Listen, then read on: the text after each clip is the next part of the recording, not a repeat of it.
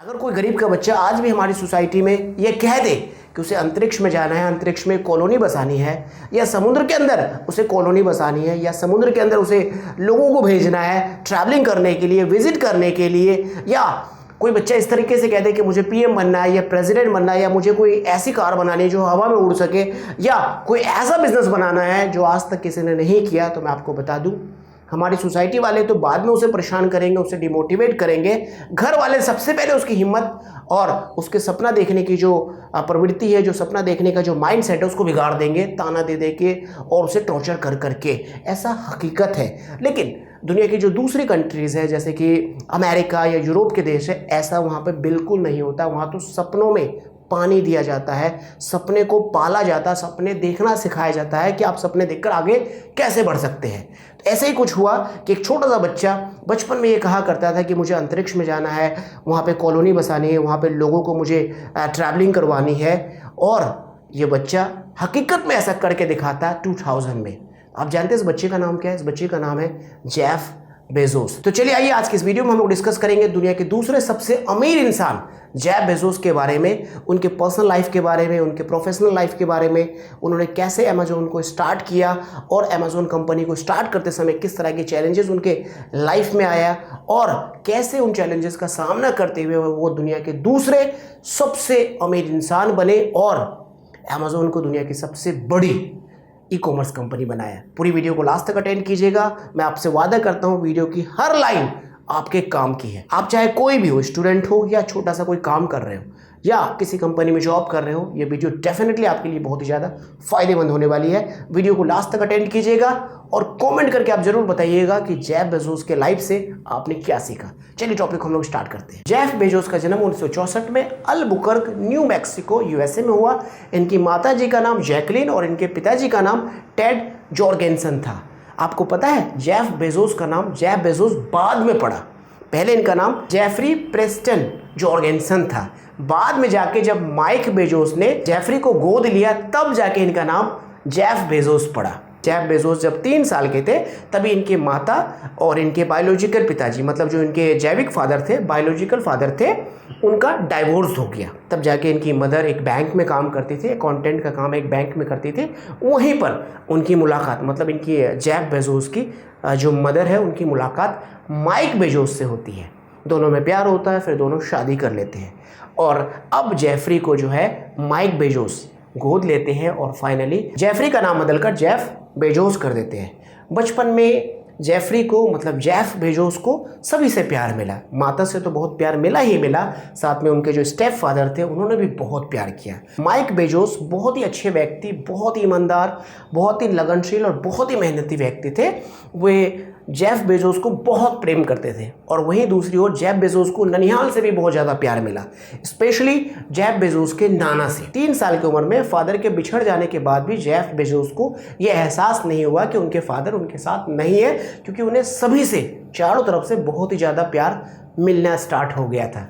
Jeff Bezos को 10 साल की उम्र में पता चलता है कि माइक बेजोस जो है वो जेफ बेजोस के रियल फादर नहीं है, इनके रियल फादर तो कोई और है। लेकिन जेफ बेजोस को इसका कोई फर्क नहीं पड़ा। जेफ बेजोस अपने फैमिली के साथ में खुश थे, बहुत ही ज़्यादा वो खुश रहे।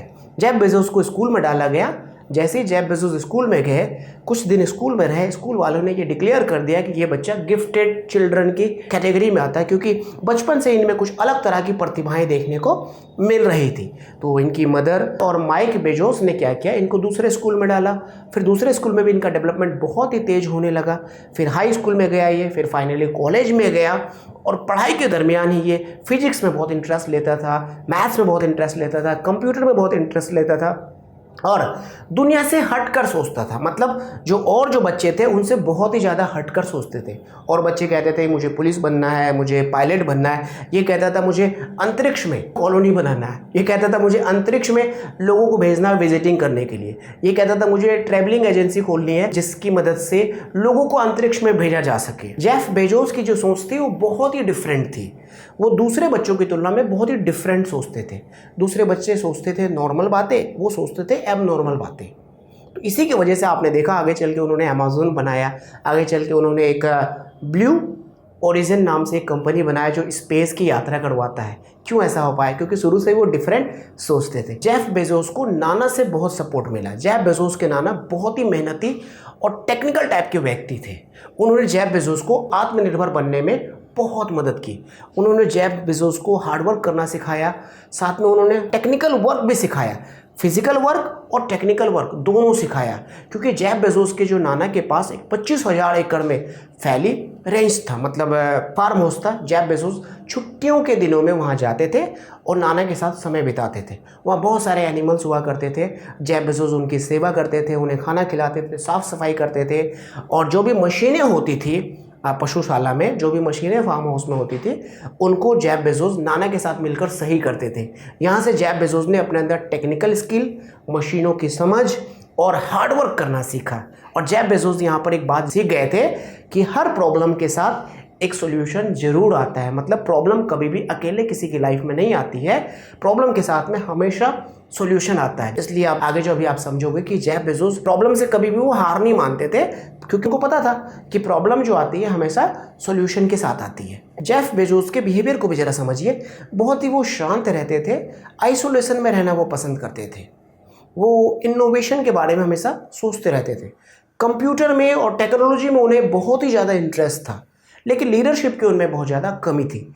एक बार जेफ बेजोस के स्कूल वाले ने सलाह दिया कि इन्हें फुटबॉल के टीम को ज्वाइन करवा दीजिए, ताकि लीडरशिप स्किल में इनका इम्प्रूवमेंट आ सके। तो जेफ बेजोस के जो फादर थे, उन्होंने फुटबॉल की टीम को ज्वाइन करवा दिया। लेकिन क्या हुआ पता है? वो फुटबॉल के टीम में भी अपना कंट्रोलिंग स्थापित कर लिया। मतलब पूरी टीम को उन्होंने कंट्रोल कर लिया, लीडरशिप स्किल ना होने के बावजूद भी। क्यों? क्योंकि माइंड उनका बहुत ही ज़्यादा शार्प था। भाई गिफ्टेड चिल्ड्रन है तो माइंड तो शार्प होगा ही, ठीक है। लीडरशिप स्किल ना होने के बावजूद भी उन्होंने क्या किया? फुटबॉल की टीम को अपने कंट्रोलिंग में ले लिया। जेफ बेजोस के आदर्श, मतलब आइडियल जो थे, उनके नाना थॉमस अल्वा एडिसन और वॉल्ट डिज्नी। क्योंकि जेफ बेजोस का मानना था कि ये इनोवेटर के साथ साथ एंटरप्रेन्योर भी है। ये इन्वेंशन तो करते ही करते हैं, साथ में 2 पैसा बनाना भी जानते हैं। इसलिए जेफ बेजोस शुरू से इनको ही फॉलो करते थे। जेफ बेजोस किताबी कीड़ा थे, आप इनको कह सकते हो बिब्लियोफाइल। किताबों से बहुत ज़्यादा प्रेम थे। दिन भर अगर बैठा दो आप जेफ बेजोस को पढ़ने के लिए तो पढ़ते रहते थे बिना थके हुए। आप समझिए, जेफ बेजोस की मैच्योरिटी के बारे में 3 साल की उम्र में ही उन्होंने प्रूफ कर दिया था कि उनके अंदर बहुत ही दूर जाने तक का लक्षण है। मदर ने उसको एक पलंग में सुलाया। पलंग जो है चारों तरफ से घेरा हुआ था। जेफ बेजोस ने क्या किया? पेचकस लेकर जो साइड में लगा हुआ होता है ना तख्ता, उसको हटाने की कोशिश की। मदर समझ गए बच्चा बहुत दूर जाएगा। एक घटना। दूसरी घटना, वो आइसोलेशन बहुत ज़्यादा पसंद करते थे। जेफ बेजोस अपने रूम में चाहते थे कि किसी को एंट्री ना दें। इसके लिए जेफ बेजोस ने बचपन में ही क्या किया? एक अलार्म बना लिया। एक ऐसा अलार्म कि अगर कोई उसके रूम में एंट्री करे तो उसे पता चल जाए, अलार्म बजने लगे। तो आप देखिए, एक छोटे से बच्चे की मानसिकता देखिए, एक छोटे से बच्चे की दूरदृष्टिता देखिए, और यही बच्चा आगे चल के दुनिया का दूसरा सबसे रिच इंसान बनता है। अब देखिए, ऐसे ही बच्चे आपके भी घर में होंगे, हमारे घर में भी होंगे। हमें समझना है, उन बच्चों को डांट के उनकी क्रिएटिविटी को ख़त्म नहीं करना है। अब समझिए जेफ बेजोस की शादी के बारे में। जेफ बेजोस डिस्को कंपनी में काम करते थे वाइस प्रेसिडेंट के रूप में। वहीं पर एक लड़की काम करती थी मैकेंजी नाम से। मैकेंजी और जेफ बेजोस दोनों एक ही कॉलेज से पढ़े थे, लेकिन दोनों एक दूसरे को जानते नहीं थे। जेफ बेजोस बहुत तेज हंसते थे और मैकेंजी को उनकी हंसी बहुत पसंद आती थी। फाइनली 2-3 महीने के प्यार मोहब्बत के बाद दोनों ने शादी कर ली और 1993 में शादी हुई। और 2019 में दुर्भाग्य से कह लीजिए दोनों बिछड़ गए, दोनों अलग हो गए, दोनों का डाइवोर्स हो गया। ये तो मैंने आपको ब्रीफली बताया जेफ बेजोस के पर्सनल लाइफ से रिलेटेड कुछ बातें। अब आप जो असली बातें हैं वो आप सीखोगे कि उन्होंने किस तरीके से बिजनेस बनाया, किस तरीके से उन्होंने काम किया, उनके काम करने का कैसा एटीट्यूड था कि वो दुनिया के दूसरे सबसे रिच इंसान बने। कुछ साल पहले तो वो पहले रिच इंसान थे, मतलब नंबर 1 पे पहुंच गए थे, अभी नंबर 2 पे है। हो सकता है थोड़े दिन बाद वो फिर से नंबर 1 पे आ जाए। वो किस तरीके से काम करते हैं, उनका क्या एटीट्यूड है, और हम उनसे क्या सीख कर अपने जीवन में उतार के भले अमेज़न का मालिक बने या ना बने, लेकिन कम से कम जो कर रहे हैं उसमें तो तरक्की पा सके। तो चलिए आइए, अब मैं आपको बताता हूं उनकी प्रोफेशनल जर्नी के बारे में कि किस तरीके से उन्होंने अमेज़न कंपनी बनाई और कैसे अमेज़न कंपनी को दुनिया की सबसे बड़ी और दुनिया की सबसे नंबर 1 कंपनी बनाई, और किस तरीके से वह कस्टमर्स के साथ में बिहेव करते हैं कि कस्टमर्स हमेशा कहते हैं आई लव अमेज़न। पूरी वीडियो को लास्ट तक अटेंड कीजिए और लास्ट तक अटेंड जब आप करेंगे ना, डेफिनेटली आपको कुछ ना कुछ मिलेगा अपने जीवन को बेहतर बनाने के लिए। चलिए टॉपिक को स्टार्ट करते हैं। अमेज़न कंपनी स्टार्ट करने से पहले जेफ बेजोस ऑलरेडी कई सारी कंपनियों में काम कर चुके थे और उन्हें मार्केट का तजुर्बा था। वे कस्टमर्स को भी समझ चुके थे, मार्केट किस तरफ मूव कर रहा है और किस तरफ मूव करने वाला है, इन बातों को बहुत ही अच्छे तरीके से जेफ बेजोस समझ चुके थे। जेफ बेजोस जब हाई स्कूल में थे तो उन्होंने अपना एक कोचिंग सेंटर स्टार्ट किया था जहां बच्चों को वो सिखाते थे, मतलब अपने से कम उम्र के बच्चों को वो सिखाते थे कि फ्यूचर के बारे में कैसे सोचते हैं और पास्ट की चीज़ों को नए तरीके से सोचकर इनोवेशन कैसे करते हैं। फिर बाद में जब जेफ बेजोस ने अपनी पढ़ाई पूरी की तो फिर उन्होंने मैकडोनल्ड कंपनी ज्वाइन किया, वहाँ पर कुछ समय काम किया। फिर उन्होंने बैंकर ट्रस्ट नाम से एक कंपनी ज्वाइन किया जो कि फाइनेंस में काम करता था, मतलब शेयर्स ट्रेडिंग का बिजनेस था उस कंपनी का।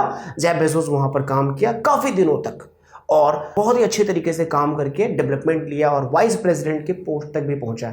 लेकिन जेफ बेजोस की बात नहीं बनी। बैंकर ट्रस्ट कंपनी क्विट करने के बाद जेफ बेजोस ने DE so and company join किया, जिसे शॉर्ट में डिस्को बोला जाता था। ठीक है, डिस्को बोला जाता था।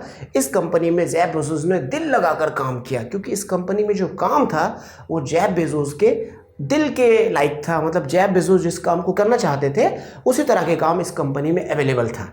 ठीक है, जेफ बेजोस ने दिल लगाकर काम किया और कुछ ही महीने बाद senior vice president Jeff Bezos इस कंपनी में बन गए और बहुत अच्छी सैलरी बना रहे थे इस कंपनी में। अच्छी सैलरी, अच्छी ग्रोथ थी और इसी कंपनी में जेफ बेजोस की मुलाकात होती है मैकेंजी से और दोनों में फिर प्रेम होता है और दोनों में शादी हो जाती है। दूसरी ओर 90s के दशक में जो इंटरनेट का यूज़ था वो कॉमर्शियल पर्पज़ के लिए भी ओपन किया जाने लगा, क्योंकि 90s से पहले जो इंटरनेट था वो केवल डिफेंस सेक्टर में ही यूज़ होता था। ठीक है, 90s के बाद या कॉमर्शियल यूजेस के लिए जब इंटरनेट को ओपन किया गया तो यूनिवर्सिटी वाले, कॉलेज वाले, स्कूल वाले, रिसर्च सेंटर और भी तरह तरह के बिजनेस में इंटरनेट को यूज़ किया जाने लगा। अब जो जेफ बेजोस थे वो देखने लगे कि इंटरनेट का यूज़ बहुत ही तेज़ी से होना स्टार्ट हो गया। जिस साल इंटरनेट ओपन किया गया कॉमर्शियल पर्पज़ के लिए, एक साल के अंदर 2300% का उसमें ग्रोथ आ गया। अब उसी साल ये कैलकुलेशन किया गया 2000 आते आते 165 मिलियन पीपल इंटरनेट को यूज़ करेंगे। अब आप जरा इस बात को सोचिए, जेफ बेजोस जैसा टैलेंटेड व्यक्ति जो कि इंटरनेट की दुनिया में ही बिजनेस करना चाहता था, इस बात को समझ गए। उन्होंने देखा कि अभी जो है इंटरनेट की जो ग्रोथ है 2300% पर ईयर है, मतलब हर ईयर जो उसकी ग्रोथ थी बहुत तेजी से हो रही थी और आने वाले 7-8 साल में लगभग 165 मिलियन लोग जो है इंटरनेट को यूज़ करेंगे। जेफ बेजोस के माइंड में ये बात फिट हो गई। अब जेफ बेजोस ने सोच लिया कि मैं करूंगा अगर कुछ भी तो इंटरनेट पे ही बिजनेस करूंगा। अब जेफ बेजोस ने अपने बॉस को बताया कि सर मैं ये नौकरी छोड़ रहा हूँ, अब मैं इंटरनेट पे बिजनेस करने जा रहा हूँ। इंटरनेट पे एक शॉप खोलूँगा, एक स्टोर खोलूँगा जहाँ से लोग मुझसे सामान खरीदेंगे। बॉस ने बोला भैया अच्छी खासी तुम्हारी नौकरी लगी हुई है, तुम सीनियर वाइस प्रेसिडेंट हो, अच्छी खासी सैलरी है, अच्छी खासी पोजीशन में हो, तुम नौकरी मत छोड़ो, अभी समय नहीं आया है इंटरनेट पे बिजनेस करने का। जेफ बेजोस ने बात नहीं सुनी। फिर जेफ बेजोस ने मदर को बताया, मदर भी थोड़ी से नाराज़ हुई कि भाई क्या कर रहा है, तो इतनी अच्छी खासी नौकरी लगी हुई है, क्यों छोड़ना चाह रहा है। तो फाइनली जेफ बेजोस ने क्या किया, मदर को भी कन्विंस कर लिया, बॉस को भी कन्विंस कर लिया, पिताजी को भी कन्विंस कर लिया, सारे कन्विंस हो गए। अब जेफ बेजोस ने ठप्पा लगा दिया कि अब मुझे इंटरनेट में ही क्या करना है, ऑनलाइन स्टोर ओपन करना है। अब जेफ बेजोस ने ये डिसाइड तो कर लिया कि ऑनलाइन स्टोर खोलना है, लेकिन बेचना क्या है ये उन्हें नहीं पता था। तो उन्होंने क्या किया, 20 ऐसे प्रोडक्ट्स की लिस्ट मार्केट से निकाला जिन्हें पब्लिक ईमेल के थ्रू, ईमेल की मदद से खरीदते थे। इन आइटम्स में एपरल्स, ज्वेलरी, ऑफिस से रिलेटेड कुछ एसेसरीज, बुक्स और सॉफ्टवेयर जैसे आइटम्स शामिल थे। ठीक है, जो जेफ बेजोस थे वो सोच रहे थे कि मैं इनमें से कौन सा आइटम को चूज़ करूं जिनसे अपना बिजनेस स्टार्ट करूं। जेफ बेजोस ने देखा कि अगर कोई ज्वेलरी खरीदने जाता है तो वो चारों तरफ देखता है, पहनता है, उसको डिज़ाइन पसंद आता है, नहीं आता है तो बेचने में बड़ी दिक्कत होती है। कोई कपड़े खरीदने जाता है तो वहाँ पर भी देख सुन के वो लेता है। तो सबसे आसान और सबसे ईजी टू सेल क्या है, तो उन्होंने देखा कि बुक्स की बिक्री सबसे आसान है। जेफ बेजोस ने फाइनली ये डिसाइड कर लिया कि अब हमारे ऑनलाइन स्टोर में बुक्स बिकेगी। ठीक है, अब जेफ बेजोस के सामने 4 चुनौतियाँ कि बिजनेस का नाम क्या रखा जाए, टीम कैसे बनाई जाए, पूंजी कहाँ से लाई जाए और कौन सी जगह से बिजनेस स्टार्ट किया जाए। तो जेफ बेजोस ने क्या किया, बिजनेस का नाम रखा कैडबरा। अब ये जो कैडबरा नाम बिजनेस का रखा 1994 में, ठीक है, कैडबरा नाम बिजनेस का रखा। लोग यहाँ पे कंफ्यूज हो जाते थे, कोई कैडबरा बोलता था, कोई कैडाबरा बोलता था, कोई कैडबरी बोलता था, तो कोई कैडेवर बोलता था। जेफ बेजोस को बड़े गुस्सा आता था, बोला यार ये मज़ा नहीं आ रहा नाम में, ठीक है, मज़ा नहीं आ रहा नाम में। तो 1995 में क्या हुआ, फिर जेफ बेजोस को कुछ लोगों ने नाम सजेस्ट किया, फिर अचानक उनके माइंड में एक नाम आया, अमेज़न। अब अमेज़न जो है दुनिया की सबसे बड़ी, दुनिया की सबसे लंबी नदी का नाम है और ए लेटर से स्टार्ट होता है। जेफ बेजोस का कहना था कि मैं नाम रखूंगा तो ए लेटर से होना चाहिए, क्योंकि ए लेटर जो है बाकी सारे लेटर्स को लीड करता है और हमारी स्टोर भले ही आज छोटी हो लेकिन दुनिया की सबसे बड़ी स्टोर होनी चाहिए, इसलिए वो नाम इसी तरह का ढूंढ रहे थे।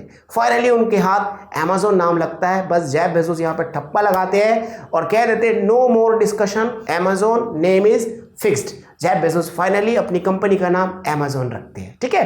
पूंजी वो इकट्ठा करते हैं, उनके पास में कुछ अपनी सेविंग होती है वो लगा देते हैं वो, और कुछ अपने पिताजी को वो कन्विंस कर लेते हैं। और एक बात ध्यान रखिएगा, पिताजी और माताजी जेफ बेजोस पे बहुत ज़्यादा बिलीव करते हैं, बहुत ज़्यादा बिलीव करते हैं। उनके पास में जो भी जमा पूंजी थी उन्होंने सब जेफ बेजोस को दे दिया, और ये कहते हुए कि बेटा मुझे नहीं पता तेरा बिजनेस चलेगा नहीं चलेगा, लेकिन मुझे तुझ पर यकीन है, ठीक है। तो अब लो पूंजी की भी दिक्कत सॉल्व, उन्होंने नाम भी रख लिया, है ना। अब जगह चाहिए उनको, तो भैया जगह के लिए भी उन्होंने कोई जाके आलीशान ऑफिस नहीं बनाया, अपने फ्लैट के नीचे एक गैरेज में अपना स्टोर खोल दिया। जेफ बेजोस की जो स्टार्टिंग टीम थी उसमें 4 लोग थे। जेफ बेजोस की वाइफ मैकेंजी, जिनका काम था कस्टमर्स को डील करना, मतलब जो कॉलिंग वगैरह उसको हैंडल करना और सेक्रेटरियल वर्क देखना। और जेफ बेजोस के 2 दोस्त थे, एक थे कफान और दूसरा थे डेविस, और जेफ बेजोस थे।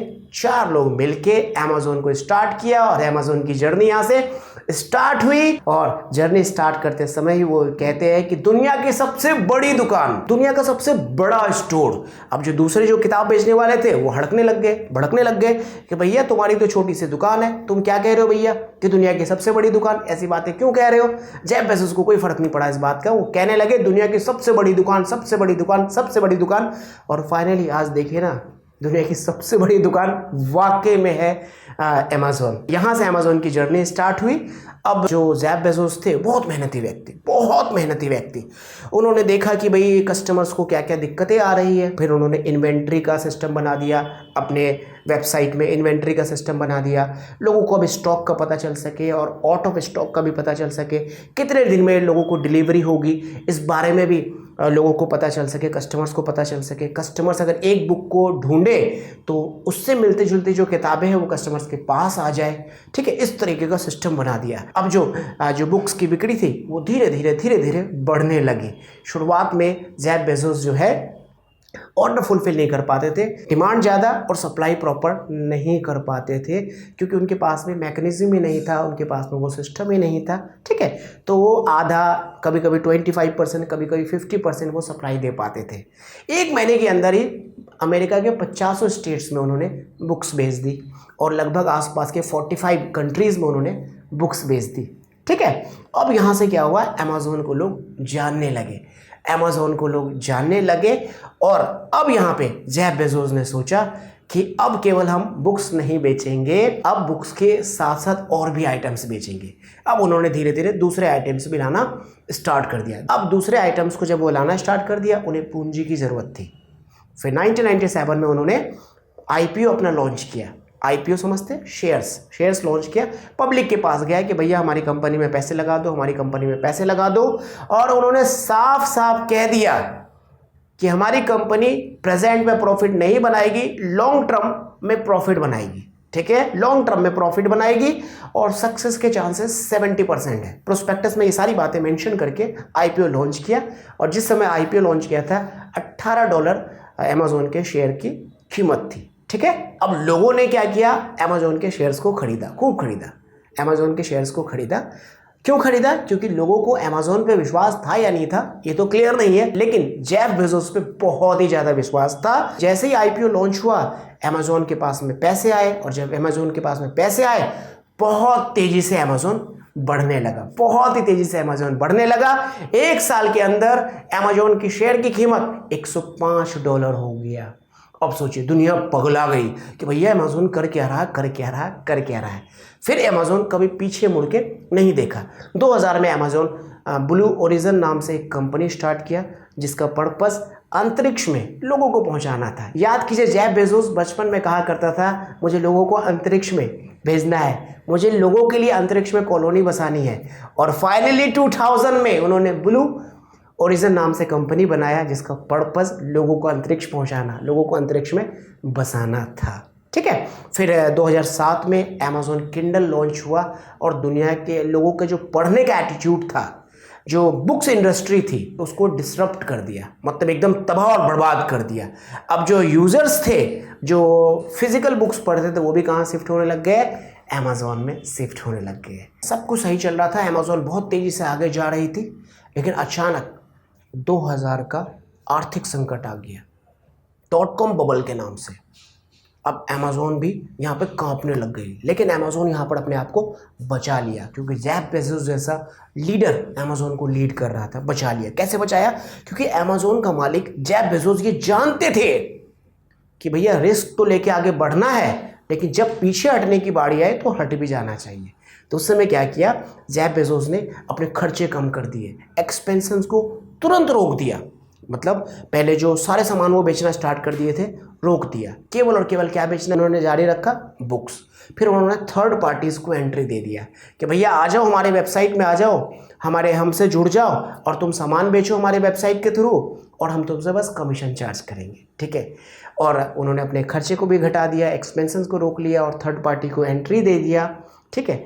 इस तरीके से 2000 का जो बहुत ही खतरनाक संकट था, जिसमें बहुत कम ही कंपनी अपने आप को बचा पाई थी, अमेज़ॉन भी इस संकट को झेलकर आगे बढ़ी और पीछे मुड़कर कभी नहीं देखा। आज अमेज़ॉन कंपनी सबसे ज़्यादा पैसे कमीशन से कमाती है क्योंकि थर्ड पार्टीज़ के जो आइटम्स होते हैं, जो प्रोडक्ट्स होते हैं, वो बिक्री होती है और उसमें अमेज़ॉन जो है अपना कमीशन काटता है। ठीक है। उसके बाद अमेज़ॉन का AWS सर्विस, मतलब जो वेब ओरिएंटेड सर्विसेज है, इससे भी अमेज़ॉन बहुत ज़्यादा पैसा कमाता है। और अमेज़ॉन के जो फिजिकल स्टोर्स है, इससे भी अमेज़ॉन पैसा बहुत ही ज़्यादा कमाता है। आज अमेज़ॉन की स्थिति ये है कि ये दुनिया की सबसे बड़ी ई कॉमर्स कंपनी है। दूसरा, अमेज़ॉन का मालिक जेफ बेजोस दुनिया के दूसरे सबसे अमीर व्यक्ति है, दूसरे सबसे अमीर व्यक्ति है। पिछले साल वो नंबर 1 पे थे, इस साल वो नंबर 2 पे है। आने वाले समय में फिर नंबर 1 में हो सकते हैं क्योंकि इनके लिए नंबर 1 और नंबर 2 होना कोई बहुत बड़ी बात नहीं है। ठीक है, बहुत बड़ी बात नहीं है। ये नंबर 1 भी हो जाते हैं, नंबर 2 भी हो जाते हैं क्योंकि ये जानते हैं किस तरीके से वेल्थ बनाया जाए और किस तरीके से दुनिया को एक नई दिशा दी जाए। ठीक है, ये मैंने आपको शॉर्ट में जेफ बेजोस की प्रोफेशनल जर्नी और पर्सनल जर्नी के बारे में बताया। अब जरा आप सोचिए कि हमारे लिए इसमें लर्निंग क्या है। मैं आपको 11 ऐसी बातें बता रहा हूं जिन्हें जेफ बेजोस फॉलो करते हैं और फॉलो करके दुनिया के दूसरे सबसे अमीर आदमी बने हैं। Number 1, start small think big. मतलब क्या है इसका? छोटा स्टार्ट करो आप, लेकिन बड़ी सोच के साथ। मतलब जो भी काम आप स्टार्ट करो, यह सोच के स्टार्ट करो कि मुझे इसे बहुत दूर तक ले जाना है। ठीक उसी तरीके से जिस तरीके से जेफ बेजोस ने अमेज़ॉन को स्टार्ट किया था एक छोटे से गैरेज से, और उसी समय वो हल्ला करने लगे थे, उसी समय अनाउंसमेंट करने लगे थे कि ये दुनिया की सबसे बड़ी ऑनलाइन बुक स्टोर है। और रियली आज की डेट में दुनिया की सबसे बड़ी ऑनलाइन बुक स्टोर है। दूसरी बात, जेफ बेजोस कहते हैं शुरू में आपको फ्रूगल रहना चाहिए, फ्रूगल और एफिशिएंट। फ्रूगल का मतलब क्या होता है? सस्ता। मतलब आपको पैसे शुरुआत में सोच समझ के खर्च करने हैं। अगर आप कोई बिजनेस स्टार्ट कर रहे हो तो ऐसा नहीं सबसे पहले आपने ऑफिस ले लिया, फिर आपने इंफ्रा बना लिया, फिर आपने बहुत ही ज़्यादा मतलब ताम झाम तड़क भड़क ऑफिस में रख लिया, 2-4 स्टाफ आपने अननेसेसरी रख लिए। बिल्कुल भी ऐसा नहीं करना है। जेफ बेजोस का कहना है कि स्टार्टिंग में आप फ्रूगल रहिए। फ्रूगल का मतलब होता है किफ़ायती। आप कम से कम पैसा खर्च कीजिए, आप उतना पैसा खर्चा कीजिए जिससे आपका बिजनेस रन हो सके और आगे बढ़ सके। पैसा केवल उन्हीं जगहों पर आप लगाइए, उन्हीं कामों में लगाइए जिससे आपकी बिजनेस में ग्रोथ हो। ठीक है, और जहां हो सके, जितना हो सके पैसे बचाइए शुरुआत में। ठीक है, क्योंकि शुरू में बिजनेस में पैसे की जरूरत पड़ती है। अगर आपने थोड़े से भी पैसे आपने अगर फिजूल खर्च करने स्टार्ट कर दिए, आपका जो बिजनेस है वो मर जाएगा। ठीक है। तीसरा, hard work and micro manager. मतलब जेफ बेजोस बहुत ही ज़्यादा हार्ड वर्किंग थे, ठीक है। और वो माइक्रो मैनेज करते थे। माइक्रो मैनेज का मतलब है कि अगर कस्टमर्स की कोई शिकायत आई तो वो उसके तह तक चले जाते थे और बहुत ही गहराई से उन प्रॉब्लम को सुनते थे, समझते थे और उसका सॉल्यूशन निकालते थे। प्रोडक्ट डेवलपमेंट टीम अगर किसी प्रोडक्ट को वो डेवलप करते थे तो उसकी छोटी छोटी बातों को भी वो ध्यान में रखते थे। हायरिंग करते समय भी वो बहुत ही ज़्यादा चीज़ों को बारीकी से देखते थे, समझते थे, ठीक है। इसलिए कहा जाता है कि जेफ बेजोस एक बहुत ही बढ़िया मैनेजर और माइक्रो मैनेजर थे। और हार्ड वर्किंग तो वो थे ही थे, क्योंकि आपको पता है कि शुरुआत में जब उन्होंने स्टोर खोली थी तो खुद से बुक पैक करते थे और पोस्ट ऑफिस जाते थे, पोस्ट ऑफिस में बुक देते थे ताकि उनके कस्टमर्स तक बुक पहुंच सके।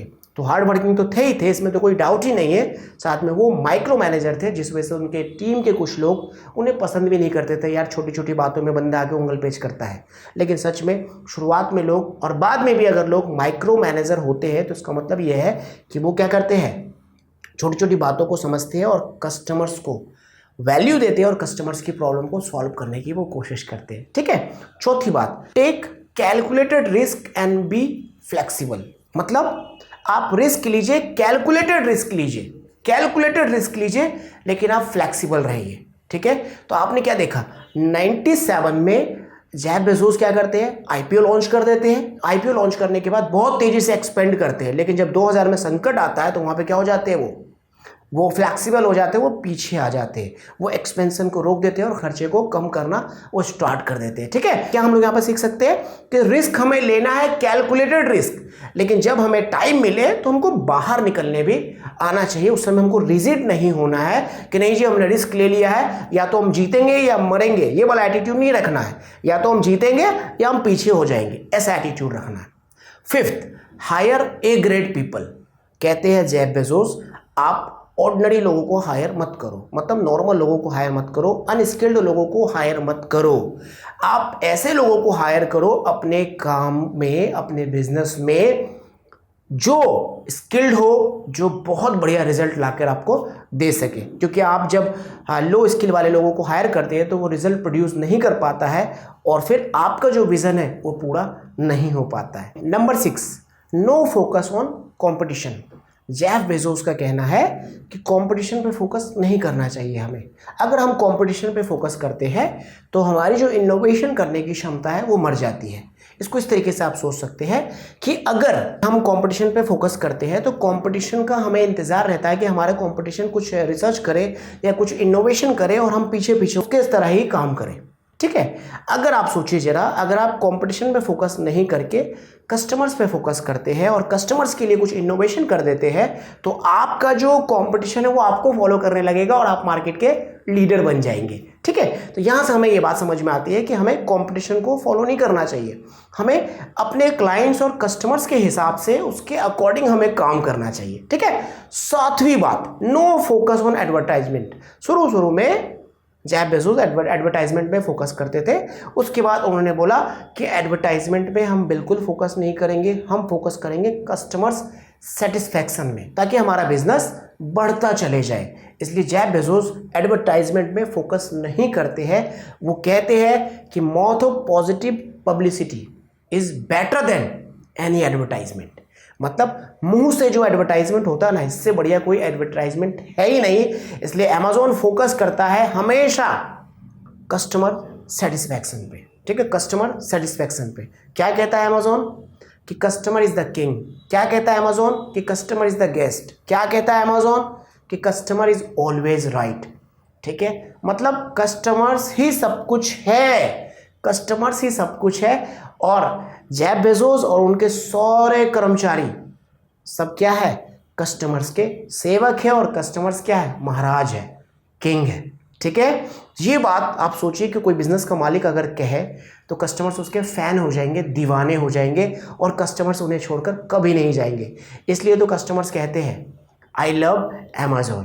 क्यों कहते हैं, क्योंकि भैया अगर कस्टमर्स को कोई राजा माने तो भाई कस्टमर्स तो उसको छोड़ के कभी जाएगा ही नहीं ना, ठीक है। अच्छा, 8 point, continuous improvement and innovation. Customers जो भी फीडबैक देता है जेफ बेजोस उसको बहुत ही सीरियसली लेते हैं और हमें भी इन बातों को बहुत अच्छी तरीके से समझना चाहिए कि कस्टमर्स जो भी हमें फीडबैक दे उन्हें हम बहुत ही सीरियसली लें और बहुत ही अच्छे से समझें कि एक्चुअल में कस्टमर्स क्या बताना चाहता है, और फिर उन फीडबैक के बेसिस पर हमें इनोवेशन करना चाहिए कि कस्टमर्स आगे क्या चाहता है। तो आपने यहाँ पर देखा अमेज़ॉन ने क्या किया, टाइम टू टाइम कस्टमर्स के फीडबैक के अकॉर्डिंग चेंजेस लाने स्टार्ट किए। कस्टमर्स जैसे कोई फीडबैक देता है और अमेज़ॉन उसे तुरंत सुनता है। और आपको पता है ये जो कस्टमर्स कंप्लेन डिपार्टमेंट का हेड है वो जेफ बेजोस खुद है। एक पब्लिक ईमेल जेफ बेजोस ने इशू कर रखा है। किसी भी कस्टमर्स को कोई दिक्कत हो तो वो क्या करता है, उसमें मेल कर देता है, ये डायरेक्ट जेफ बेजोस के पास जाता है। इसलिए जेफ बेजोस इतना ज़बरदस्त क्वालिटी मेंटेन कर पाते हैं अमेज़ॉन में। ठीक है, तो जेफ बेजोस क्या करते हैं, कंटिन्यूस इंप्रूवमेंट करते हैं और इनोवेशन करते हैं। तो आप देखते थे पहले कि 3 से 4 दिन में डिलीवरी होती थी किसी भी प्रोडक्ट्स की। अब क्या होने लगा, प्राइम डिलीवरी आ गया, उसके बाद क्या आ गया, ड्रोन डिलीवरी आ गया, उसके बाद क्या आ गया, अमेज़ॉन प्राइम मेंबरशिप आ गया। तो ये क्या है, ये जो जेफ बेजोस का कंटिन्यूस इंप्रूवमेंट का ही रिजल्ट है। 9th पॉइंट, जेफ बेजोस का कहना है know all about your business, मतलब अपने बिजनेस के बारे में सब कुछ जानो, छोटी से छोटी बातें, बड़ी से बड़ी बातें। अगर आपके बिजनेस के बारे में आपको नहीं पता डिटेल में तो आप सक्सेसफुल नहीं हो सकते हैं। रोनाल्डो यही बात कहते हैं, स्टीव जॉब्स यही बात कहते हैं। अगर आपने क्रिस्टियानो रोनाल्डो की केस स्टडी नहीं देखी है, स्टीव जॉब्स की केस स्टडी नहीं देखी है, तो मैंने डिटेल में बना रखा है, मैं डिस्क्रिप्शन पे लिंक दे दूंगा, आप जरूर अटेंड कीजिएगा। क्रिस्टियानो रोनाल्डो और स्टीव जॉब्स की case study really game changer है, बहुत ही अच्छा माइंड पे और आपके वर्किंग स्टाइल पे इम्पैक्ट पड़ेगा। तो अपने बिजनेस के बारे में हमें सब कुछ पता होना चाहिए, तब जाके हम अपने बिजनेस को सही तरीके से खड़ा कर पाएंगे। पॉइंट नंबर 10, जेफ बेजोस का कहना है फास्ट डिसीजन लीजिए 70% डेटा की मदद से। मतलब आप इंतज़ार मत कीजिए 90% डेटा का या 100% डेटा का या 80% डेटा का। अगर आपके पास में 70% डेटा है तो अपने माइंड को यूज़ कीजिए, इंटेलेक्चुअल कैपेसिटी को यूज़ कीजिए और आप डिसीजन लीजिए।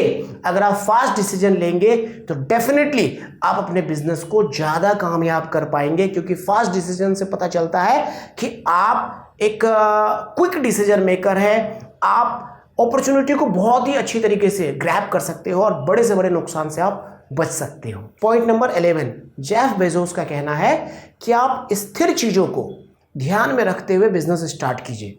जो चीज़ें बदल जाएंगी उनके बारे में कम सोचिए, आप उन चीज़ों के बारे में सोचिए जो चीज़ें स्थिर रहने वाली है। जेफ बेजोस ने स्थिर चीज़ों को ध्यान में रखते हुए बिजनेस को अपना बनाया। जेफ बेजोस ने क्या देखा कि रिटेल के सेक्टर में कस्टमर्स क्या चाहता है, कस्टमर चाहता है कि उसको सस्ता मिले, नंबर ऑफ आइटम्स ज़्यादा मिले, मतलब वेराइटीज़ हो कस्टमर्स के सामने, और फास्ट डिलीवरी हो।